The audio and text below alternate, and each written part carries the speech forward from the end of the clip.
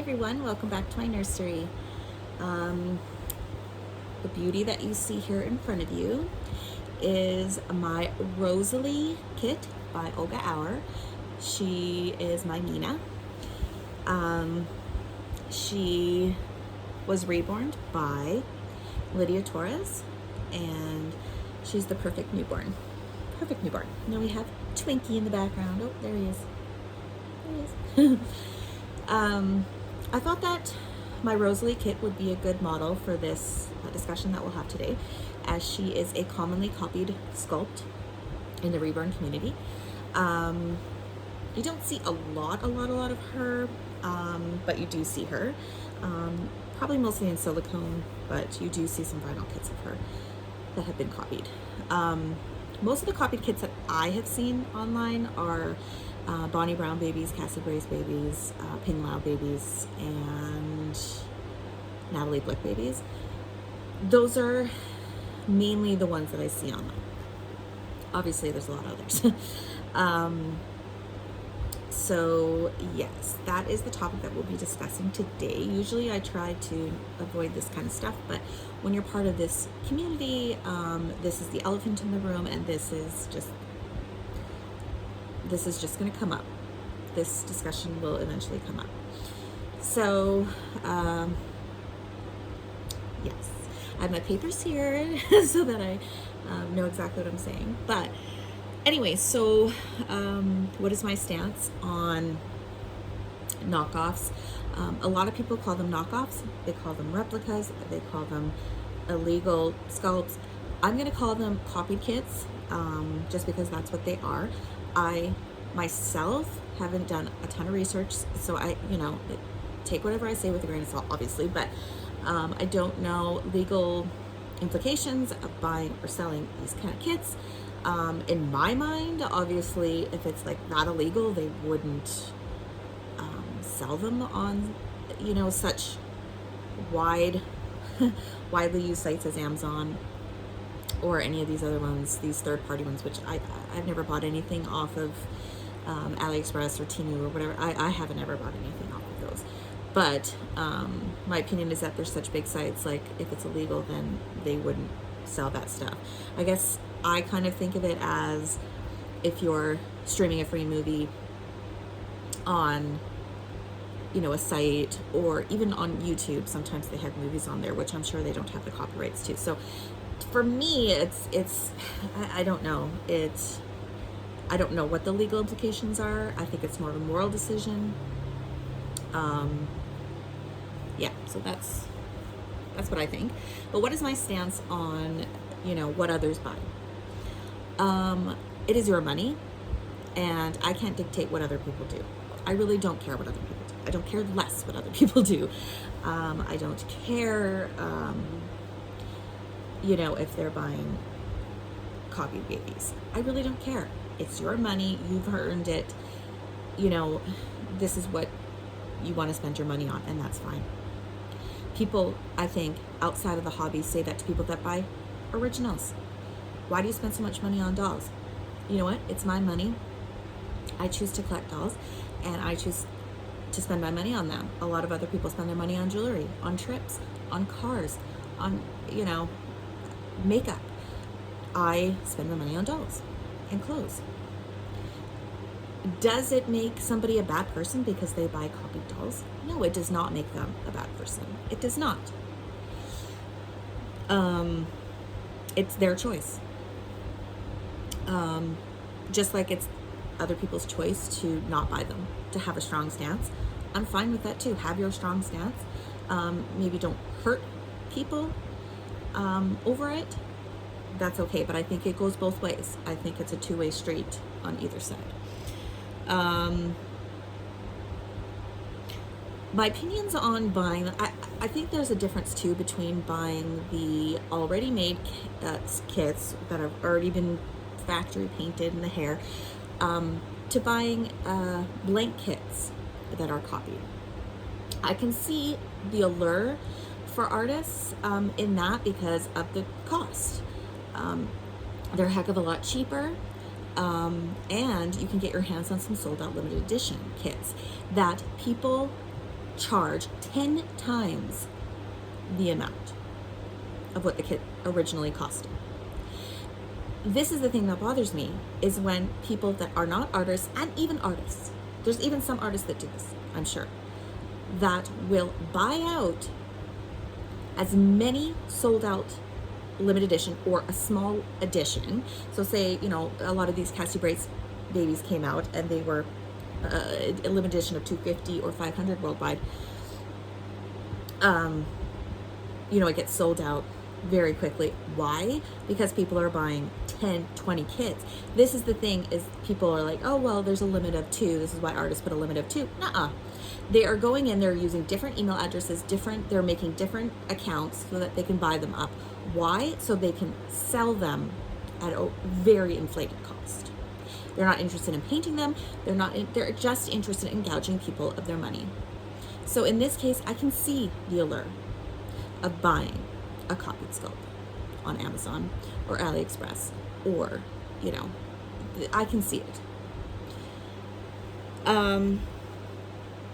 And really at this point, how do we know that every kit that we are buying, say off of reborns.com or other collectors or even artists, that, you know, all we have is the artist's word. That's all that we have, because a lot of these copy kits are coming with legit looking COAs, legit looking markings on the back of their neck. You can't tell the difference in some of these nowadays. So how do we know? Just because somebody is a high-end prototype artist, and I don't mean the prototypes that they're getting from sculptors, I mean, say they're doing customs at one point or what have you, how do we know? We don't know. We just have them at their word. And because they're a high-end artist, we automatically believe them.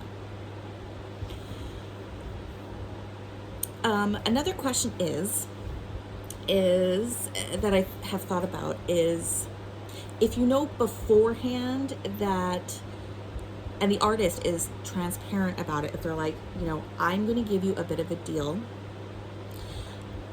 because I can get this kit for a bit cheaper because it is a copied kit, how would you feel about that? Would you buy from them?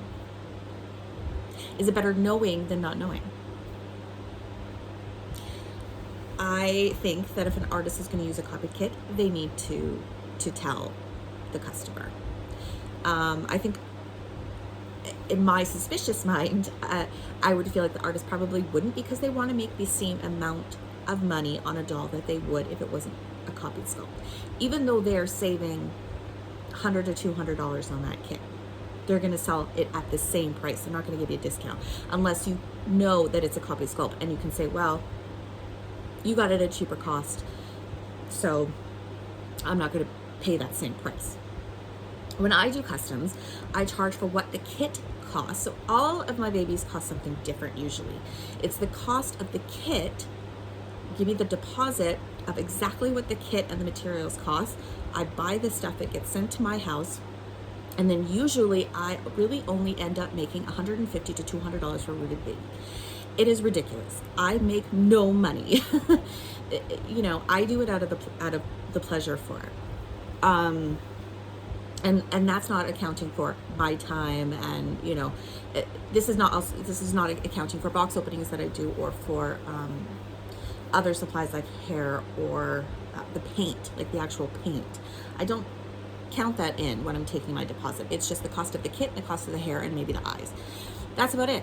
Even the waiting sometimes is not accounted in there. So I'm really not making money. Which, you know, is like, well, really you can only sell your babies for what people will buy them for. Another question that sort of went into my mind as I'm looking at some of these sites, because I'm curious, right? We all get curious, and that's okay. And I'm browsing this site, and I see some sold out limited edition. It's like, oh, like I get like this, oh my gosh, like I want to paint this baby for myself. Now I am a collector as well as an artist. So another question that I'm sort of grappling with is like, is it okay to buy that, knowing it's a copied kit, but knowing that I'm not going to be selling it and only painting it for myself? Is that okay? And I really don't know. You know, I'm going back and forth about it. The moral part is like, I have people you hear people and they're like, it's in your ear saying, oh, they're stealing from the sculptors and all this stuff. But it's like, I follow a lot of these sculptors on Instagram. I follow these people. They are not hurting for money. I'm not saying that it doesn't suck to have people steal your work, but they are not hard up for cash. Reborn artists, at a level like this, I'm not talking about prototype artists or these artists that charge $3,000 for a vinyl baby. I'm talking about, the artists that are just midline. They make no money. That's reserved for the sculptors and the extremely high-end artists. So should I really feel guilty about that, or should I do something that I want to do? That's the question, and I really don't know. I really get upset at how much the cost of supplies has gone up. And the amount that these artists are charging, some of these high-end artists are charging. Now, when I do that, I'm not saying like, oh, these people think they're high-end, but they're not. They are. It's just really, I think it's an individual opinion on what makes a high-end artist. Because I think there's tiers. I think there's like sort of beginner level, and then I think there's mid-level, and then I think there's high-end, and then I think there's luxury. Now, even the high-end artists are charging $1,500 US and up for their babies. That is a lot, and not everyone can afford that. People are like, they'll say, oh, why don't you save up? Guess what? Do you know how long it would save up $1,500 if, say, you could only save $50 a paycheck or something? I mean, look at all of the expenses that we have these days. Mortgages, food, we have some of us have children. Some of we're trying to put our kids through college. We're trying, like, we have pets that need, care. There is not a lot of room to save these days. And so, I think that the question that people ask is like, oh, should I wait 2 years to save up whatever, $1,500 or whatever it may cost for a high-end baby, or even a midline baby, to get what I want, or, can I get what I want now?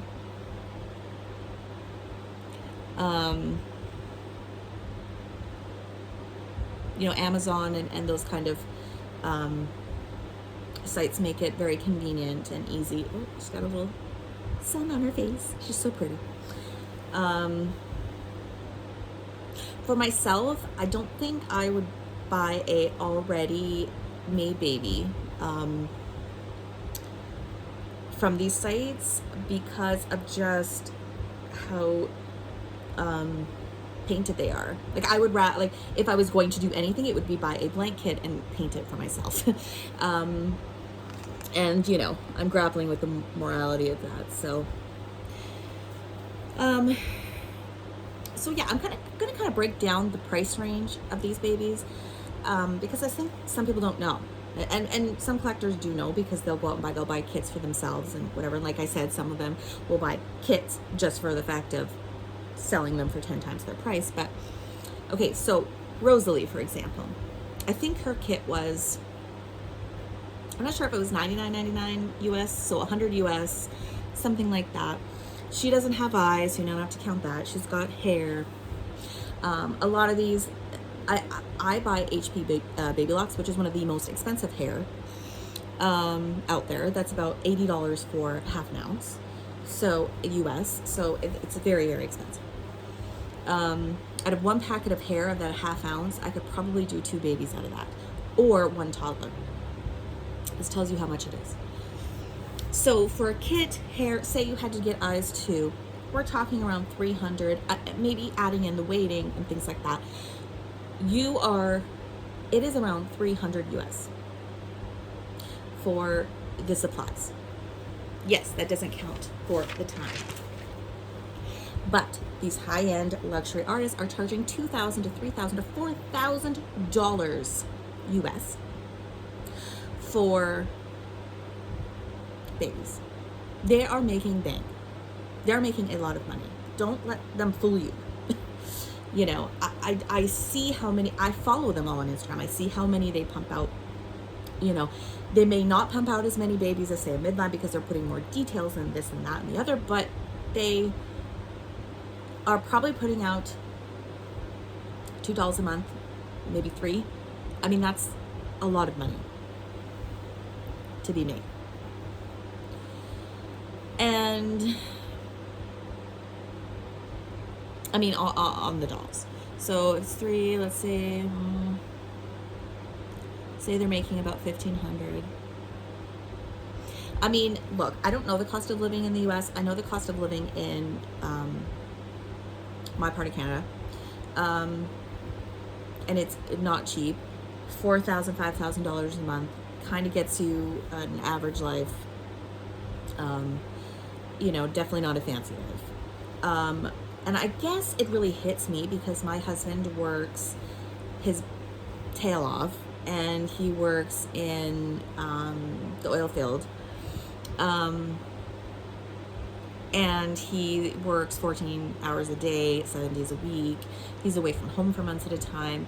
And so the money that he makes, like, he's working hard. I'm not saying these artists don't work hard. They work hard. They're extremely talented. And yes, that comes with a premium. But it's just, you have to look at it as they charge this much, they will only get this kind of clientele. You're not going to get the people that can afford it. What are the people going to do? They're going to go out and look at sites that they can't afford. And is that okay? And I don't think it's really anything anybody can tell you yes or no. You know, it's something that you have to make that decision for.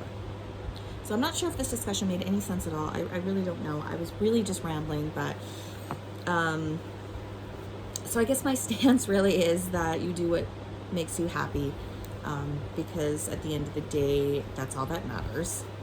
I think a lot of us use social media as a way to bond with our hobby, bond with our babies. We use YouTube, we use Facebook, posting pictures of our babies. We use all that stuff as ways to enjoy our babies, and we don't have to. We can enjoy our babies at home by ourselves. We don't need validation from other people on how much we like our babies.